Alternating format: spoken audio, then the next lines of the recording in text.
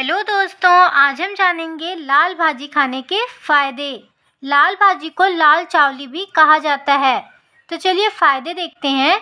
पहला फ़ायदा है, लाल भाजी खाने से हमें विटामिन ए मिलता है, जिससे हमारे किडनी का कार्य बेहतर रहता है।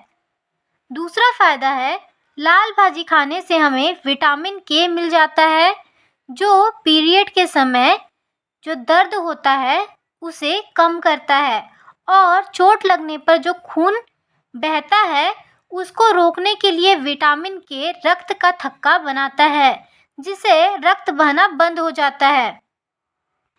तीसरा फायदा जानेंगे, लाल भाजी खाने से हमें फोलेट मिलता है।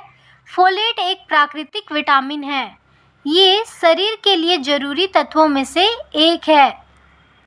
फोलेट बालों को सुंदर तथा घना बनाता है और गर्भावस्था मतलब प्रेगनेंसी में शिशु के विकास, शिशु का मतलब होता है बेबी, के विकास के लिए फोलेट अति आवश्यक है। चौथा फायदा है, लाल भाजी खाने से हमें राइबोफ्लेविन मिल जाता है। राइबोफ्लेविन हमारे पाचन तंत्र के कार्य में बहुत ही मददगार होता है।